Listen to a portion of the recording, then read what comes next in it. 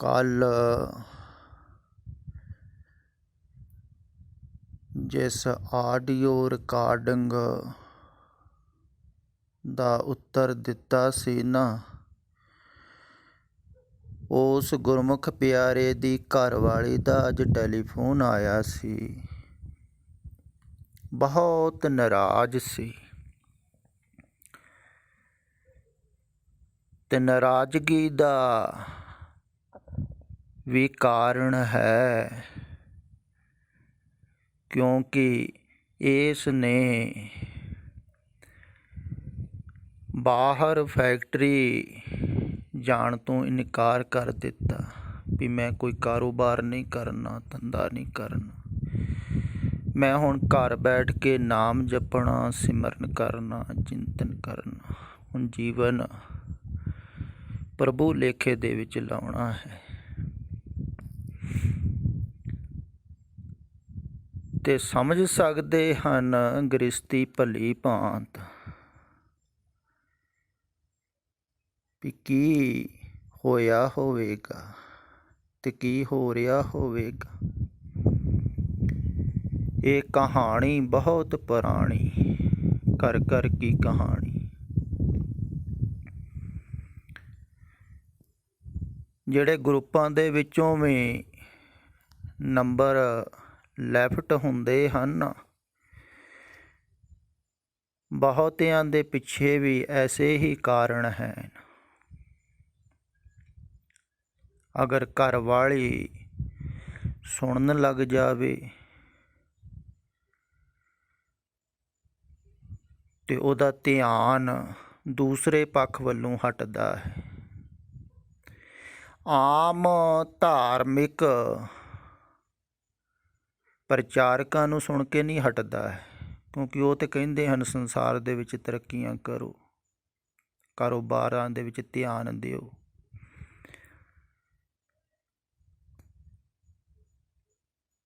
ਉਹਨਾਂ ਨੂੰ ਸੁਣ ਕੇ ਨਹੀਂ ਹਟਦਾ ਹੈ, ਉਹਨਾਂ ਨੂੰ ਸੁਣਨ ਤੋਂ ਇਨਕਾਰ ਵੀ ਕੋਈ ਨਹੀਂ ਕਰਦਾ। ਕਥਾਵਾਚਕਾਂ ਨੂੰ ਸੁਣੋ, ਪ੍ਰਚਾਰਕਾਂ ਨੂੰ ਸੁਣੋ।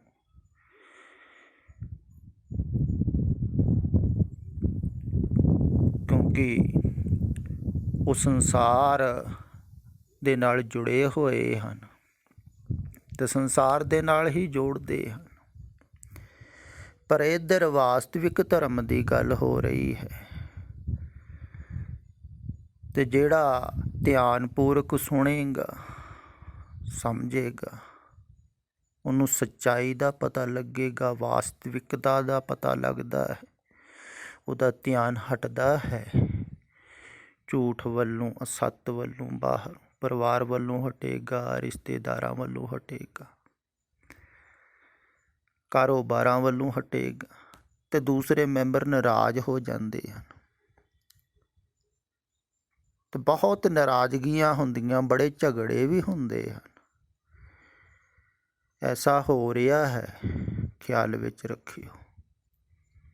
ਤੇ ਐਸਾ ਹੋਵੇਗਾ ਵੀ, ਕਿਉਂਕਿ ਦੂਸਰੇ ਤੇ ਨਾਰਾਜ਼ ਹੋਣਗੇ, ਉਹਨਾਂ ਵੱਲੋਂ ਧਿਆਨ ਬੱਚਿਆਂ ਵੱਲੋਂ ਹਟੇਗਾ, ਘਰ ਵਾਲੇ ਵੱਲੋਂ ਹਟ ਗਿਆ। ਤੇ ਉਹਨਾਂ ਦੀ ਨਾਰਾਜ਼ਗੀ ਇੱਥੋਂ ਤੱਕ ਪਹੁੰਚ ਜਾਂਦੀ ਹੈ, ਉਹ ਕਹਿੰਦੇ ਹਨ ਵੀ ਨੰਬਰ ਗਰੁੱਪ ਦੇ ਵਿੱਚੋਂ ਡਿਲੀਟ ਕਰਨਾ ਹੀ ਪਵੇਗਾ ਤੈਨੂੰ। ਤੇ ਕਈਆਂ ਦਾ ਜ਼ਬਰਦਸਤੀ ਕੀਤਾ ਜਾਂਦਾ ਹੈ।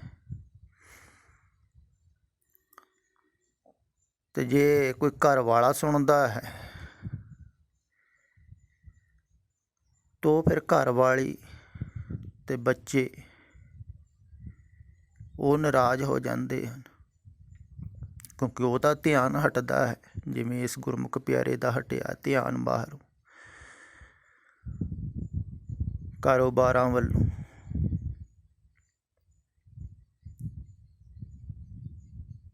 ਤੇ ਬਹੁਤ ਨਾਰਾਜ਼ਗੀ ਹੁੰਦੀ ਹੈ। ਫਿਰ ਤੁਸੀਂ ਇੱਕ ਹੋਰ ਵੀ ਖਿਆਲ ਲਓ ਗੱਲ, ਉੱਦਾਂ ਤੁਸੀਂ ਦਿਖਾਵਾ ਕਰਦੇ ਹੋ ਵੀ ਬਹੁਤ ਪਿਆਰ ਹੈ ਸਾਡੇ ਵਿੱਚ, ਬਹੁਤ ਪ੍ਰੇਮ ਹੈ। ਵਾਸਤਵਿਕ ਦੇ ਵਿੱਚ ਪ੍ਰੇਮ ਹੈ। ਪ੍ਰੇਮ ਦਾ ਅਰਥ ਕੀ ਹੁੰਦਾ ਹੈ?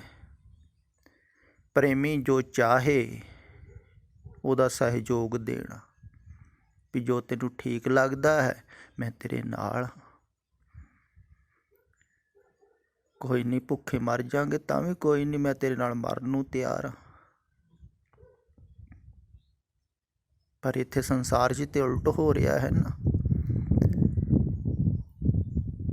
ਇੱਥੇ ਤੇ ਇਹ ਕਿਹਾ ਜਾ ਰਿਹਾ ਹੈ ਵੀ ਜੇ ਮੇਰੀ ਗੱਲ ਨਾ ਮੰਨੀ ਤੇ ਮੈਂ ਆਤਮ ਹੱਤਿਆ ਕਰ ਲੂੰ।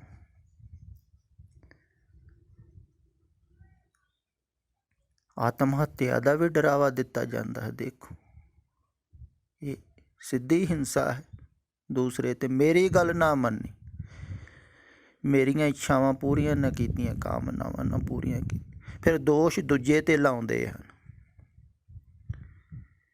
ਵੀ ਬੱਚੇ ਪੈਦਾ ਕਿਉਂ ਕੀਤੇ।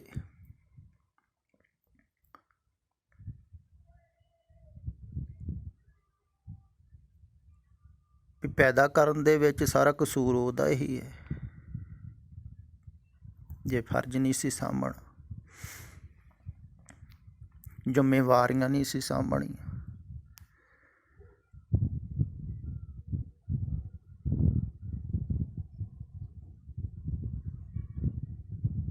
ਤੇ ਦੂਸਰੇ ਨੂੰ ਜ਼ਬਰਦਸਤੀ ਉਹ ਕੰਮ ਕਰਵਾਉਣਾ ਜੋ ਤੁਸੀਂ ਚਾਹੁੰਦੇ ਹੋ, ਇਹੋ ਹੀ ਮੋਹ ਹੈ। ਆਪਣੀ ਮਰਜ਼ੀ ਦੂਸਰੇ ਕੋ ਪੂਰੀ ਕਰਵਾਉਣੀ, ਇਹੋ ਹੀ ਹੋ ਰਿਹਾ ਹੈ ਨਾ। ਤੇ ਇਹੋ ਹੀ ਮੋਹ ਹੈ। ਜਿਸ ਤਰ੍ਹਾਂ ਮੈਂ ਚਾਹੁੰਦੀ ਹਾਂ ਉੱਦਾਂ ਇਹ ਕਾਰਨ। ਹੁਣ ਇਹ ਕਹਿ ਰਿਹਾ ਵੀ ਮੈਂ ਜਦੋਂ ਜ਼ਿਆਦਾ ਕੰਮ ਦੇ ਵਿੱਚ ਧਿਆਨ ਦੇਣਾ ਹਾਂ, ਕਾਰੋਬਾਰ ਦੇ ਵਿੱਚ ਲੱਗਦਾ ਹਾਂ, ਤਾਂ ਉਦੋਂ ਪਰੇਸ਼ਾਨੀ ਹੁੰਦੀ ਹੋਵੇਗੀ ਹੀ। ਜਿਹੜਾ ਥੋੜ੍ਹਾ ਜਿਹਾ ਸ਼ਾਂਤ ਹੁੰਦਾ ਹੈ ਉਹਨੂੰ ਫਿਰ ਕਾਰੋਬਾਰਾਂ ਦੇ ਵਿੱਚ ਬਹੁਤਾ ਧਿਆਨ ਦੇਣਾ ਔਖਾ ਹੋ ਜਾਂਦਾ ਹੈ, ਜ਼ਿਆਦਾ ਨਹੀਂ ਦੇ ਸਕਦਾ ਅਤੇ ਟੈਨਸ਼ਨ ਪੈਦਾ ਹੁੰਦੀ ਹੈ, ਮਨ ਵਿਚਲਿਤ ਹੁੰਦਾ ਹੈ, ਜ਼ਿਆਦਾ ਅਸ਼ਾਂਤ ਹੁੰਦਾ ਹੈ। ਹੁਣ ਇਹਨੂੰ ਇਹ ਪੁੱਛਣ ਵਾਲਾ ਬਣੇ ਵੀ ਬਾਈ ਚਾਂਸ ਉਹ ਡਿਪਰੈਸ਼ਨ ਦੇ ਵਿੱਚ ਚਲੇ ਜਾਵੇ ਤੇ ਫਿਰ। ਪਰ ਘਰ ਵਾਲੀਆਂ ਕਹਿੰਦੀਆਂ ਭਾਵੇਂ ਡਿਪਰੈਸ਼ਨ 'ਚ ਵੀ ਚਲੇ ਜਾ, ਤੂੰ ਪੈਸੇ ਕਮਾ ਕੇ ਲਿਆ। ਵਾਲਮੀਕ ਦੇ ਘਰ ਵਾਲੇ ਨੇ ਨਹੀਂ ਐਸਾ ਕਿਹਾ ਸੀ ਵੀ ਜਿੱਥੋਂ ਮਰਜ਼ੀ ਕਮਾ ਕੇ ਲਿਆ, ਭਾਵੇਂ ਡਾਕੇ ਮਾਰ, ਸਾਨੂੰ ਕੀ। ਇਹ ਹਰ ਘਰ ਦੀ ਇਹੋ ਕਹਾਣੀ।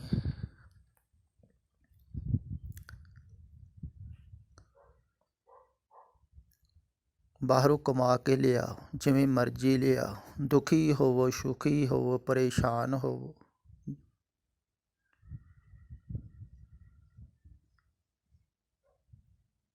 ਦੇਖੋ ਤੁਸੀਂ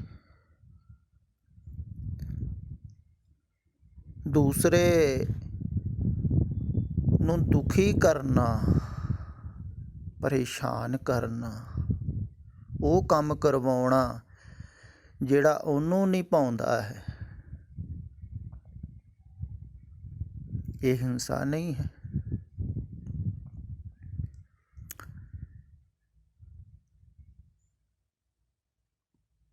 ਤੇ ਜ਼ਬਰਦਸਤੀ ਹੈ ਨਾ।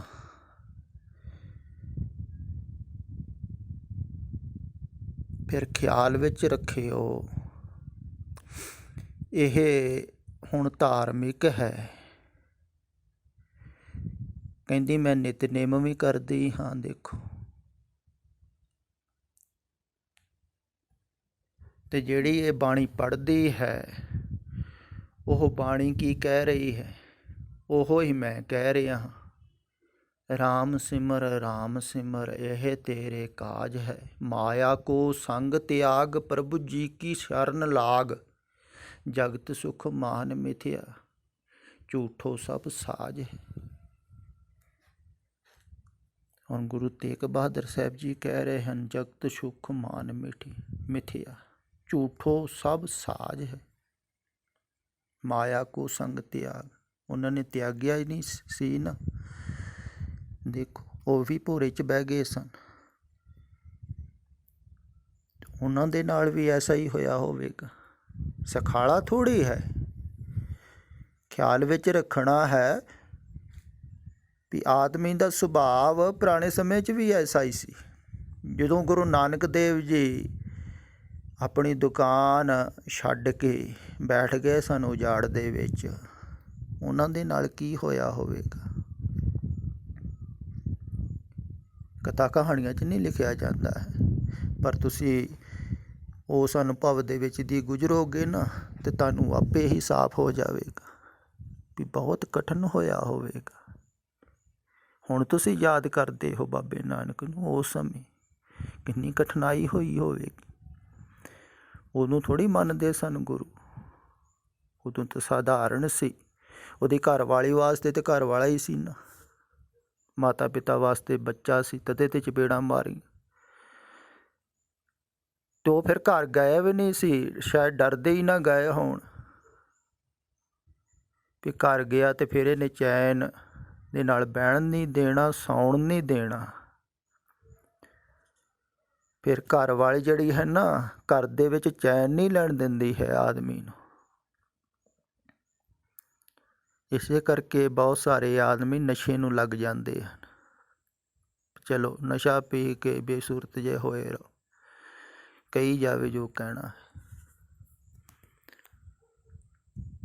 ਕਈ ਘਰ ਨਹੀਂ ਵੜਦੇ ਛੇਤੀ, ਬਹੁਤ ਸਾਰੇ ਘਰੋਂ ਨੱਠ ਗਏ ਪੁਰਾਣੇ ਸਮਿਆਂ ਦੇ ਵਿੱਚ। ਇਸੇ ਕਾਰਨ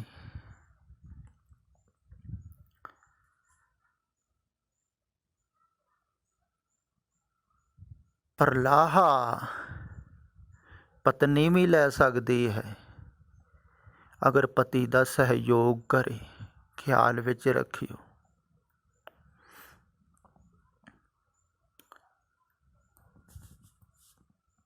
ਭੁੱਖਾ ਨਹੀਂ ਮਰਦਾ ਹੈ ਕੋਈ ਵੀ। ਗਰੀਬ ਤੋਂ ਗਰੀਬ ਨੂੰ ਰੋਟੀ ਮਿਲ ਰਹੀ ਹੈ ਅਤੇ ਰੋਟੀ ਮਿਲਦੀ ਰਹੇਗੀ। ਹਾਂ, ਬਹੁਤੀਆਂ ਇੱਛਾਵਾਂ, ਕਾਮਨਾਵਾਂ, ਚਾਹਤਾਂ ਪੂਰੀਆਂ ਨਹੀਂ ਹੁੰਦੀਆਂ ਹਨ। ਇਸਤਰੀਆਂ ਬਹੁਤ ਸੋਚਦੀਆਂ ਹਨ ਲੰਬਾ ਚੌੜਾ, ਬੱਚਿਆਂ ਵਾਸਤੇ, ਪਰਿਵਾਰ ਵਾਸਤੇ। ਉਹਨਾਂ ਦੀਆਂ ਵਾਸ਼ਨਾਵਾਂ ਪੂਰੀਆਂ ਨਹੀਂ ਹੋਣਗੀਆਂ।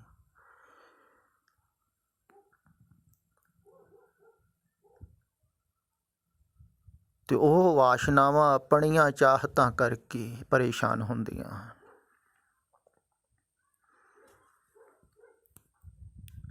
ਇਵੇਂ ਹੀ ਹੋਇਆ ਹੋਵੇਗਾ ਨਾ ਕਬੀਰ ਜੀ ਦੇ ਨਾਲ ਵੀ।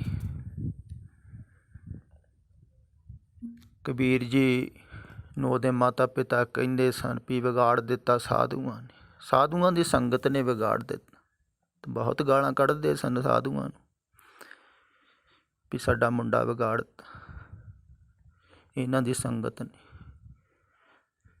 ਅਤੇ ਇਹ ਵੀ ਕਿਹੜੇ ਘੱਟ ਕੱਢਦੇ ਹੋਣਗੇ, ਜਿਹਨੇ ਵਿਗਾੜਿਆ ਹੈ ਉਹਨੂੰ ਜ਼ਿਆਦਾ ਪੈਂਦੀਆਂ ਹਨ ਗਾਲਾਂ। ਖਿਆਲ ਵਿੱਚ ਰੱਖਿਓ, ਇੱਧਰ ਜੁੜਨ ਵਾਲੇ ਘੱਟ ਹਨ, ਪਰ ਜਿਹੜੇ ਵਿਰੋਧੀ ਹਨ ਉਹ ਬਹੁਤ ਜ਼ਿਆਦਾ ਹੋ ਜਾਂਦੇ ਹਨ। ਕਿਉਂਕਿ ਇੱਕ ਜੋੜਨ ਵਾਲੇ ਦੇ ਪਿੱਛੇ ਕਿੰਨੇ ਵਿਰੋਧੀ ਹੋਣਗੇ, ਇਹਨਾਂ ਦਾ ਸਾਰਾ ਹੀ ਪਰਿਵਾਰ ਵਿਰੋਧੀ ਹੋ ਗਿਆ। ਅਤੇ ਨਾਰਾਜ਼ ਤੇ ਮੇਰੇ 'ਤੇ ਵੀ ਹੁੰਦੇ ਹੀ ਹੋਣਗੇ ਨਾ। ਸੰਤਨ ਸਿਉ ਕਬੀਰਾ ਬਿਗੜਿਓ, ਉਦੋਂ ਤੇ ਵਿਗੜਿਆ ਹੋਇਆ ਕਹਿੰਦੇ ਹਨ।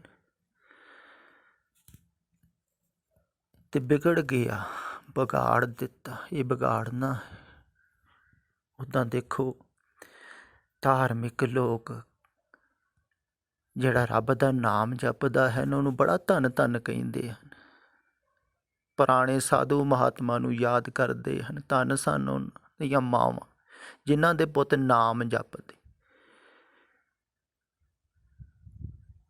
ਦੇਖੋ, ਅਤੇ ਸਾਧੂ ਮਹਾਤਮਾ ਕੋਈ ਬੰਦਗੀ ਕਰਨ ਵਾਲਾ ਮਿਲੇ ਤੇ ਬੜਾ ਨਮਸਕਾਰ ਕਰਨਗੇ, ਪਰ ਆਪਣਾ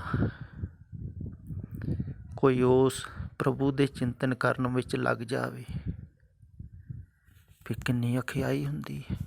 ਤੁਸੀਂ ਸੋਚੋ, ਆਪਣੀ ਵਿਪਰੀਤ ਬੁੱਧੀ ਜਿਹੜੀ ਹੈ ਉਹਨੂੰ ਸਮਝੋ। ਇੱਕ ਪੱਖ ਦੇ ਵਿੱਚ ਤੁਸੀਂ ਗੁਰੂਆਂ ਦਾ ਜਸ ਕਰਦੇ ਹੋ, ਗੁਰੂਆਂ ਦੀ ਉਪਮਾ ਕਰਦੇ ਹੋ, ਭਗਤਾਂ ਦੀ ਉਪਮਾ ਕਰਦੇ ਹੋ, ਪ੍ਰਭੂ ਦੇ ਪਿਆਰਿਆਂ ਦੀ ਉਪਮਾ ਕਰਦੇ ਹੋ। ਉਹ ਲਿਖੀ ਵੀ ਹੋਈ ਹੈ ਬਾਣੀ ਦੇ ਵਿੱਚ, ਉਹ ਹੀ ਪੜ੍ਹਦੇ ਹੋ। ਅਤੇ ਅਗਰ ਕੋਈ ਤੁਹਾਡਾ ਵੀ ਆਪਣਾ ਉਸ ਮਾਰਗ 'ਤੇ ਚੱਲ ਪਵੇ,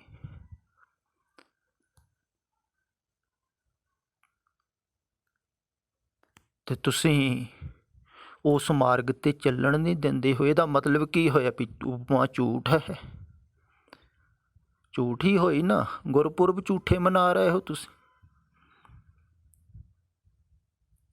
ਬਿਲਕੁਲ ਝੂਠ ਹੋ ਗਿਆ। ਤੁਸੀਂ ਪ੍ਰਭੂ ਦੇ ਨਾਮ ਲੈਣ ਵਾਲੇ ਨੂੰ ਸਤਿਕਾਰ ਦੇ ਨਹੀਂ ਸਕਦੇ ਹੋ, ਕਿਉਂਕਿ ਤੁਹਾਡੇ ਆਪਣੇ ਘਰ ਦੇ ਵਿੱਚ ਪ੍ਰਭੂ ਦਾ ਨਾਮ ਲੈਣ ਵਾਲਾ ਸਤਿਕਾਰਿਆ ਨਹੀਂ ਜਾ ਰਿਹਾ ਹੈ। ਅਤੇ ਤੁਸੀਂ ਕਿਵੇਂ ਸਤਿਕਾਰ ਸਕਦੇ ਹੋ ਜਿਨ੍ਹਾਂ ਨੇ ਪ੍ਰਭੂ ਦਾ ਨਾਮ ਲਿਆ ਸੀ, ਚਿੰਤਨ ਕੀਤਾ ਸੀ, ਬੰਦਗੀ ਕੀਤੀ ਸੀ? ਖਿਆਲ ਵਿੱਚ ਰੱਖੋ, ਤੁਹਾਡੀ ਬਾਣੀ ਪੜ੍ਹਨੀ ਝੂਠ ਹੋਗੀ, ਕਿ ਉਹ ਬਾਣੀ ਹੀ ਪ੍ਰਭੂ ਦੇ ਪਿਆਰਿਆਂ ਦੀ ਲਿਖੀ ਹੋਈ ਹੈ, ਜਿਨ੍ਹਾਂ ਨੇ ਚਿੰਤਨ ਕੀਤਾ, ਸਿਮਰਨ ਕੀਤਾ, ਜਿਨ੍ਹਾਂ ਨੇ ਧਿਆਨ ਹਟਾਇਆ ਸੰਸਾਰ ਵੱਲੋਂ, ਜਿਨ੍ਹਾਂ ਨੇ ਜਗਤ ਸੁਖ ਮਾਨ ਮਿਥਿਆ ਝੂਠੋ ਸਭ ਸਾਜ ਹੈ ਕਿਹਾ ਹੈ, ਅਤੇ ਛੱਡਿਆ ਹੀ ਸੀ ਨਾ।